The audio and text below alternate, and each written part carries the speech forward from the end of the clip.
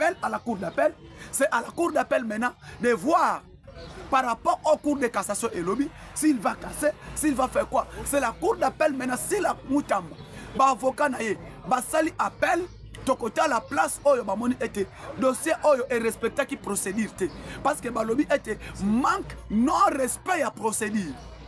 Alors non-respect à procédure, c'est là où maintenant les avocats de moutamba vont faire l'appel. Ceux qui va sali appel, et qu'à partir appel, lobby était lever des immunités. Et cela qui est respecté qui va procédure, c'est l'appel maintenant qui va apprécier. C'est là où maintenant ils vont casser l'appel, va écrire à la cour de cassation. La cour de cassation maintenant va voir par rapport les arrêts rendus, il y a condamnation, il y a moutamba, na dernier degré au cour de cassation. Parce que la cour constitutionnelle, la cour constitutionnelle, ils vont faire l'appel à la cour constitutionnelle. Quand ils vont faire l'appel à la cour constitutionnelle maintenant va apprécier l'appel au avocat ya moutamba basali.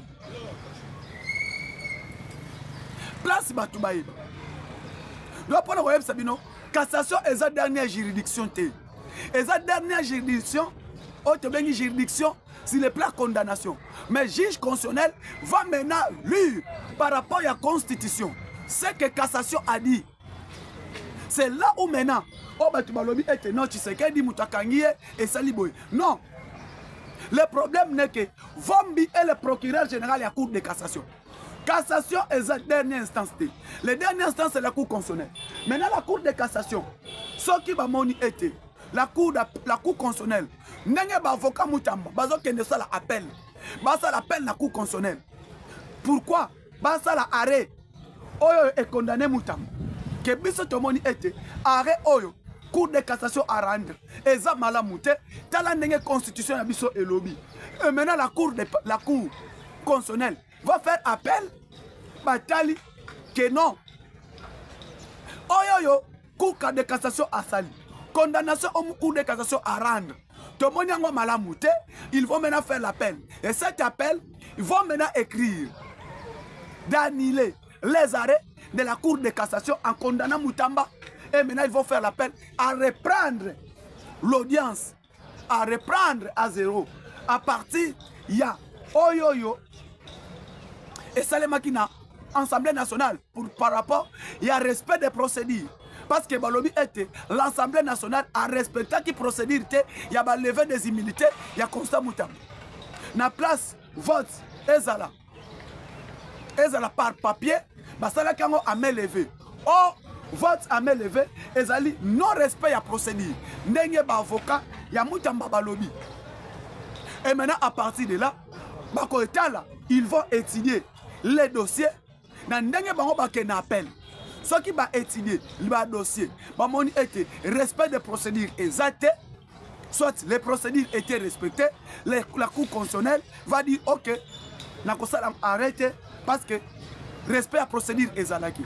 Mais dès que les avocats de Moutamba vont verser l'appel, si l'appel na cour de concours constitutionnel va revoir arrêt, il y a condamné et que la cour constitutionnelle balobi, l'arrêt ezalaki va respecter procédure, l'Assemblée nationale a respecté les procédures, l'Assemblée nationale et Salaki Malamou, là ils vont laisser. Mais pour vous dire, pour le moment, il est condamné à 3 ans de prison, de travaux forcés, mais à côté Makalate. C'est là, à côté Makalate, à condamné, à consommer peine na résidence naye, mais il est en résidence surveillée. Donc, Aza na katsenda kunaye, Aza chez lui, Aza consommer peine naye et pas naye. De 3 ans forcés. Deuxième ligne encore.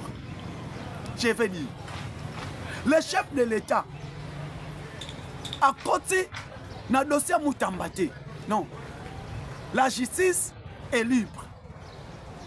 Le président de la République peut intervenir. Par rapport, il y a quoi apprécier le dossier. Si le chef de l'État, n'a pas que le dossier est signé, n'a pas condamné dans 3 ans, le chef de l'État peut faire intervenir. Quoi apprécier dès que l'avocat Moutamba Basali appelle dans la cour constitutionnelle. Pour la dernière instance. Dès que ba avocat, il y a Constant Moutamba Baké na cour constitutionnelle, balanel. À partir de là, le président peut intervenir en tant que magistrat suprême. Non? Bokenda ki na malamu te, na sepela ki na mote, jugement, ne bo rendre juge, ne bo rendre véridique à dossier, oh, je n'ai pas d'accord.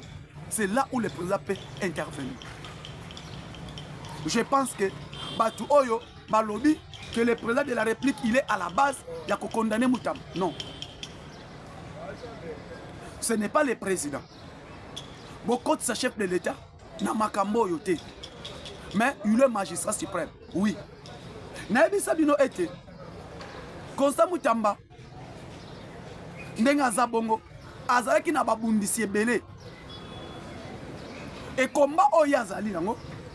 Et comme c'est grand. Parce que tous ces grands va passer par la prison. Okoko ma grand sans que passer par la prison. Na chemin nyonso mutu atambolaka nango, les épines ne manquent pas. Dans na dossier nyonso, na makambo nyonso ndete otambolaka, yebango ba épine ezanga kati. C'est ça on a la kinalo. Parlons maintenant de Vital Kamerhe. Bandeko Vital Kamerhe, le président de l'Assemblée nationale. Pétition Ezali. Et pétition Wana à 65% déjà. Le député national basa d'accord, il y a départ à Vital Kamerhe. À 65%. Pétition est commise à 65%. Dans le Sénat, pétition est commise à 45%. Les deux personnes visées. Vital Kamerhe et Sam Alukonde. Pétition on a Ezani. Naebi qui battu sur charte à l'union sacrée. Les chartes de l'union sacrée. Charte wana na règlement d'ordre intérieur o eza discipline o bache. Charte wana ceux qui ont violé yango. Ceux qui ont bimi libanda, il y a charte à l'union sacrée na règlement d'ordre intérieur va faire partir yo. Parce que l'union sacrée est la vision ya mokonzi mboka. Union sacrée est la vision na ye. Mais charte bomoni et salami. Eza déjà que non, ba garde fou bache. Oyo soki a violé ngo alongwe. Oyo soki a sali ngo boy abimi. Et charte wana. Batu mingi ba yebisinga que non. Mutu liboso akosote na charte wana. C'est Vital Kamerhe. Na lobaki yango ngai te.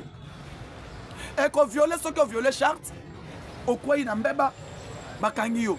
Ceux qui ont violé charte, au quoi il n'a pas violé règlement d'ordre intérieur, au bimi libanda au long union sacrée. Nde eloko yangwana. Dossier wana liboso. L'union sacrée est sa vision mokonzi mboka. Union sacrée est salemi pendant que Vital Kamerhe est en prison. Oh batubayeba. L'union sacrée est créée pendant que Vital Kamerhe est en prison condamné à 13 ans de prison. Pendant qu'il est en prison, le président a créé l'union sacrée. Et l'union sacrée est sa vision naïe. Je l'ai dit. L'union sacrée n'est pas vision de Vital Kamerhe. L'union sacrée n'est pas vision de Jean-Pierre Bemba. Mais l'union sacrée est vision du chef de l'État. Yende asalango yende abengisi bango. Yepe mutapesi ba orientation na création ya charte ya union sacrée. Yepe mutapesi ba loi ya règlement d'ordre intérieur na kati ya union sacrée. Donc règlement d'ordre intérieur na charte et sa discipline à suivre na kati ya union sacrée. Or la seule personne qui peut avoir des mots à dire, c'est le chef de l'État dans l'union sacrée. Bon, comment on a été? Oh, bah, tu parles de Kamerhe qui est coach, Kamerhe qui a fait des Tshisekedi président de la République, Kamerhe qui a fait tout ça. Mais lui-même était prêt. Lui-même était candidat président de la République. Nini Asala qui était comme chef de l'État. Pour comme ça m'a conféré Tshisekedi chef de l'État. Alors, Babavir Eza Ebele na kati Assemblée nationale. Babavir Eza Ebele. Bon, comment on a été? Tangu Bomoni, cet homme qui parle,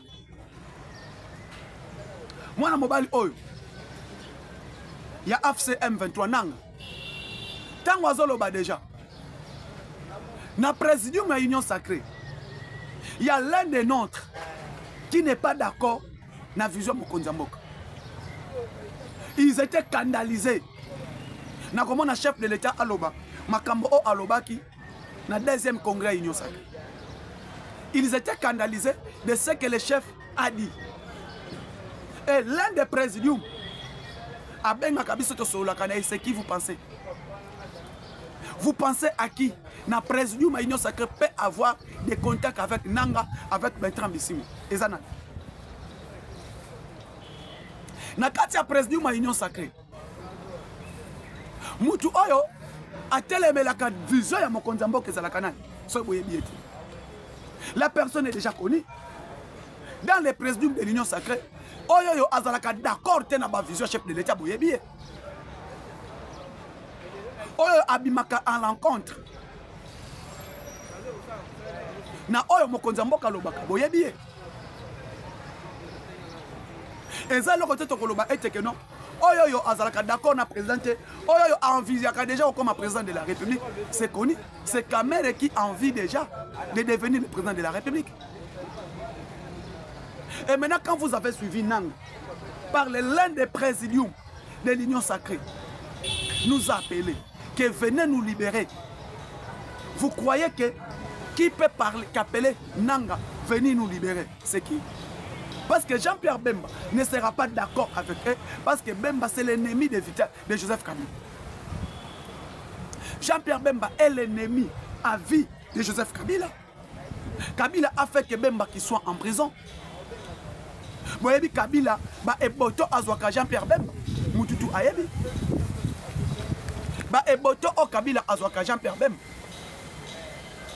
Soki eza mutu oyo yo Kabila akotikala ko limbisaka Kabila te akozalaka pour te na oyo nyoso Kabila sala c'est Jean-Pierre Bemba. Jean-Pierre Bemba. Parce que Jean-Pierre Bemba aujourd'hui allié de taille de Félix Tshisekedi dans l'Union Sacrée. Mouto Aza ami privilégié. Il y a Joseph Kabila, c'est qui? C'est Vital Kamerhe. Kamerhe Aza vieux. Kabila Aza pire petit à Kamerhe. O Kamerhe a coaché, o Kamerhe a sali tout. O Kamerhe a sala été. As basale la yé. CV o Kabila Aza atambola kanango. C'est Kamerhe qui l'a fait. Et Kamerhe a fait déjà position au Mututu Ayebi. Position ya Kamerhe ezake non dialogue. Ko dialogue na ba M23. Dialogue ça les mana ba M23. Et dialogue wana. Président déjà a fait ça listing. Le président n'a jamais été d'accord. Il y a dialogue au Kamerhe à 5 à ba M23. Position à chef de l'État c'est la claire. Na jour à Sangisa Union Sacrée. Aloba était dialogue au Bino Bozoloba. Dialoguer avec qui? Dialoguer avec Nanga, dialoguer avec ces gens-là. Ces gens sont des panthères. Et le connaît ce bagage Koloba, ils ont pensé dans Bangote. Et Kamerhe a fait ça déjà position. Qu'il faut qu'il y ait un dialogue. Dialogue, il faut qu'il y ait un banane, un M23. Et le président de la République, Azala d'accord, n'a pas propos au Kamerhe à l'Oba. Et pour tout faire partir, pour tout bimisser en douceur.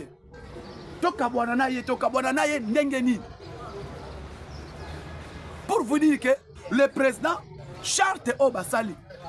Et ça que déjà, pour faire discipliner Batu Moussous, Mamakambo Moussou Bokoloba, et ça pour engager l'Union Sacrée, mais pendant que tu es l'un des présidents de l'Union Sacrée, oh là, Mamakambo, oh yo, Bamona été que non, lui, oso pour engager l'Union Sacrée. Parce que quand tu parles l'un des présidents de l'Union Sacrée, tu engages déjà directement l'Union Sacrée. Et ne bon moni bache charte, bache règlement d'ordre intérieur. Et Vital Kamerhe. O bomoni, o bino boyebi. Vital Kamerhe ba créa cash na chef de l'État. UDPS et INC. Ne et ça là cash pour le changement, cas pour le changement, cash. Et bien ça la coalition FCC cash. La coalition FCC cash to comme 3. Il y a l'Union Sacrée, il y a FCC, il y a Kabila, Cas pour le changement, il y a Kamere et Félix Tshisekedi. Et dans cas pour le changement, l'IDPS et l'INC, plus FCC Tosangani, Tosali coalition. Coalition Wana. Et c'est là qu'il y a 3 chefs. Il y a Félix Tshisekedi, il y a Vital Kamerhe et Joseph Kabila. Nous sommes la coalition FCC Cash. Dans la coalition FCC Cash, il y a des rapages et Zalaki. Dérapage ezalaki net momonaki le président a fait partie cash aboma FCC cash coalition et Koufaki et tant que cela qui cash car pour le changement le président Tshisekedi sera le président de la République, Vital Kamerhe sera le premier ministre. La bonne volonté à Félix Tshisekedi, bonne volonté à Félix Tshisekedi à mon était token élection. Tu as gagné majorité parlementaire. La majorité est celle qui gagne. Il a fait que Kamerhe devient président, devient directeur à cabinet. Kamerhe devient directeur à cabinet. Bon, moi, qui est le cas qui. Juridiction, moko eye. Kamerhe accueilli. Oh, et qui est ce là qui teke. Kamerhe Azala. Kamerhe Azala. Kamerhe va faire partir. Kamerhe va faire partir en tant que Azaki directeur à cabinet. En tant qu'Azaki directeur à cabinet, bon, moi, il faut ça 100 jours et les kaki, Kamerhe accueilli. Kamerhe accueilli à côté de prison, jusqu'à ce que Ndenge Abimaki a commis le premier ministre économie. Ma PC ministère économie. Bon, qui va proposer ma déclaration à Salaki en tant que le ministère de l'économie. Il n'était pas à l'auteur de l'économie du pays. Avant Banda Moussala, Alobaki, Bablazon, Aya Alobaki. Mais sur le travail, Kamerhe, on n'a pas vu le travail. Il devient abîmé prison. Comme il m'a prison, Balamoko aille le dialogue. Il faut dialoguer avec les FCC, avec les Rwanda. Il faut dialoguer avec les M23. Nakobi mané na prison, aille libiso Balamoko dialogue. Yé moutel bosso a comment qui évoquer de ce dialogue. Abandi ko évoquer de ce dialogue. Dialogue et bandi, dialogue et bandi, dialogue et bandi. Asali tourner Amani. Boyebi tourner à Vital Kamerhe. Il y a Amani. À Kendana Est. C'est le tout premier Congolais arrivé à Bunagana pendant que Bunagana est occupé entre les mains du M23. C'est le tout premier Congolais. Il y a comme Bunagana. C'est lui, la personne de Vital Kamerhe. Congolais Liboso. Il y a comme Bunagana sous-occupé à M23. C'est lui. Président Alobati. Tobandi campagne électorale. Campagne électorale, et s'il a gagné l'élection, a commis président de l'Assemblée nationale. Aujourd'hui, dans l'Assemblée nationale, le président Ahmed Eberan a consulté pour faire former le gouvernement d'union nationale. Aïe, sous un discours, on doit aussi consulter nos frères d'IM23. C'est toujours Vital Kamerhe. Aïe, un discours, il faut aussi consulter nos frères amis du M23. C'est toujours lui. Je pense que Bosomona, niveau Tokenango, jusqu'à ce que Tokoma, na pétition au ESA dans l'Assemblée nationale. Ce qui pétition on a écouté parce que pétition on a beaucoup quotidien a dévolé. Na pétition pétition on a ESA na ba volé misaki. Et na kati ya pétition on a réalité à pétition on a ba député Mutuba yebi.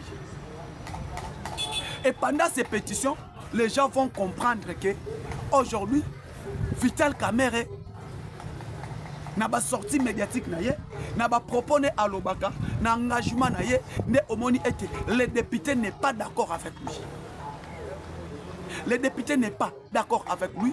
Nde bomoni pétition o eye et pétition wana le loba ndeko na ngai ba congolais to moni était niveau pétition wana ezoko kembi.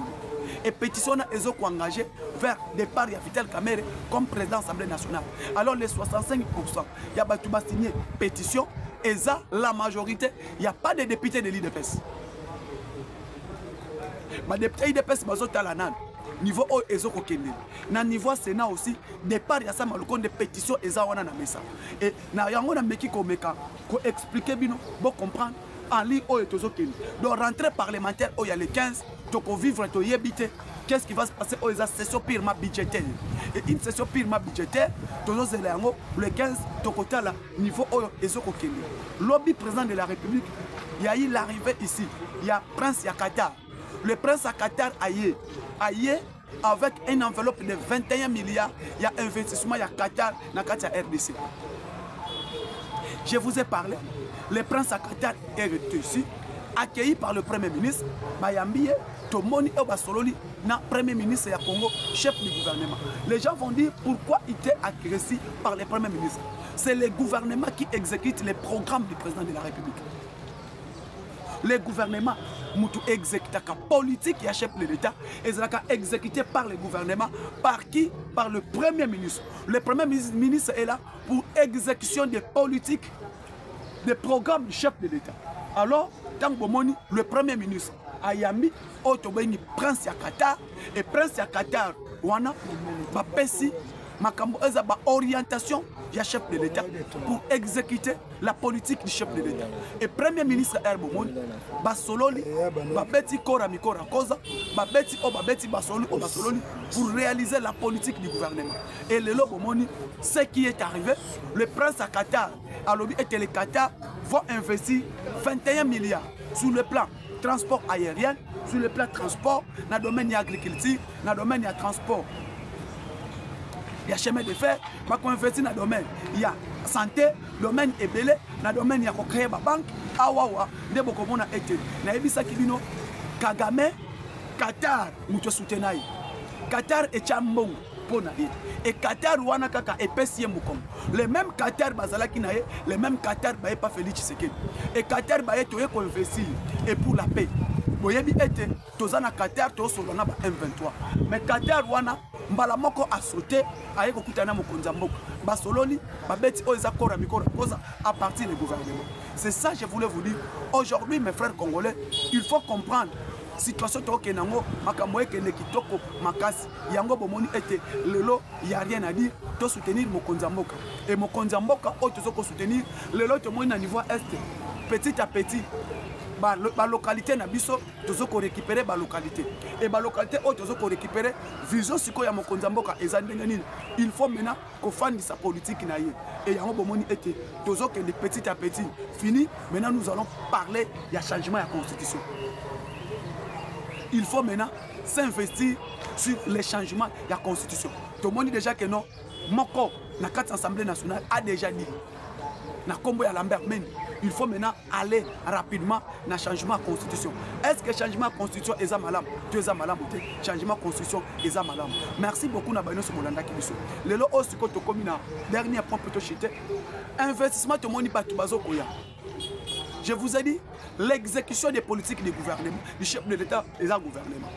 Tout le monde est dans le gouvernement, c'est que le travail, ministre du commerce extérieur à Zokosal. Ministre du commerce extérieur, dans le Congo, il y a Excellence Julien Paluku. Excellence Julien Paluku, il y a des ministres, les braves ministres du gouvernement. Parmi les braves du gouvernement soumis, il y a cet homme de Julien Paluku. Julien Paluku, au hasard, excellence ministre du commerce extérieur. Oyo azoko sala musala na ye na vision mokonza mboka. Ba sortie médiatique na ye, ba voyage na ye, ba déplacement na ye, tant azoko se déplacer à l'Union européenne. Il parle du gouvernement, il parle de l'exécution du programme du gouvernement dans ma modèle commerce extérieur. Parce que moi je lui parle, le ministre de l'économie à l'extérieur du pays. C'est lui qui montre, il est le miroir de la République démocratique du Congo. C'est lui qui montre les miroirs de la République démocratique du Congo à l'étranger. C'est le ministre du commerce extérieur, sur le plan économique. Tout le monde est là, en Chine. Comment le président a tiré en Chine pour signer les contrats? Il y a un niveau Chine. Aujourd'hui, nos produits, les autres produits à Congo, étaient comme en Chine. Les produits à Congo étaient comme en Chine parce qu'il y a un contrat na collecte au hasard ministre du commerce extérieur de la Chine. Comment soja, café, pilipili, biloko belé, ya Congo était comme en Chine. Grâce à yango, Paluku azoko exécuté vision ya mokonza mboka. Balongo wana bakena niveau. Il y a Japon, il est il a accompagné le premier ministre, chef du gouvernement na Japon. D'accord, ba contrat est signé na niveau Japon. Investissement ya ba japonais na kati ya République démocratique du Congo. Après si ba orientation tomoni, ba japonais ba ye. Ba longo wana lelo na Brésil. Ba kendaki Brésil, ba signé ba contrat, il a montré la vision et la politique du gouvernement. Et le gouvernement brésilien ba signé qui peut ba sepelaki na oyoyo paluku azokosala. Ya on azolo baboye. Cet homme, il vend vraiment la République du pays, la République démocratique du Congo. C'est quelqu'un à soutenir. C'est quelqu'un qui fait un bon travail. Le ministre, il y a commerce extérieur. Et ça, Mouto a continuellement la vision Mokonzamboka. Et ça, Mouto a comprendre le chef de l'État Azosé. Et ça, Mouto a exécuté la vision de Mokonzamboka. Tant que Alobi, Paluku est là pour exécuter la vision du chef de l'État. Donc, moi, je l'un des généraux, l'un des premiers fils de l'Union sacrée. Il y a Félix Tshisekedi de l'Union sacrée. Il y a moi, le modèle Paul. Bobengi na Congo, Julien Paluku. Et Julien Paluku, partout, il y a que des succès en succès. Avec Julien Paluku, il y a des succès en succès. Succès dans le ministre de l'Industrie. À passer dans le ministère de l'Industrie, il y a eu des succès. Le lot money, à quelle Argentine, des succès. À bien dans le ministère du Commerce, le ministre de l'Industrie. À Tiki Bilembo, Bilembo, il y a Julien Paluku. Dans le ministère de l'Industrie, c'est homme que moi j'appelle Sissa Bilimbo. À Tiki Bilembo, dans le ministère de l'Industrie. Et Bilembo, on a le lot dans la compagnie Industrie. Il y a Baji Gazez, Otobeni Pepsi, toza na industrie, ya bakaro, toza na industrie, oya ezo sa la biso bakable, eza ye. Aye na ministère ya commerce extérieur, aye ko bundisa ba contrebande, aye ko bundisa ba transbordement. Alors ce transbordement, e bana ko zangisa mboka Congo, mbongo ebele, abundisi yango lelo ba transbordement eza sous-sauté. C'est cet homme de Julien Paluku. De moi na zo Sabino, Paluku, il est Sisabidi mon ba ministère à l'État. Partout où Paluku passe, il laisse des empreintes. De moi na lobby était vraiment bandeko, to courageux, excellence Julien Paluku, na musala ko azoko sala, to courageux chef de l'État biso to zana na zo mo kunza mboka, to tani mo ko lobby ciao à la prochaine.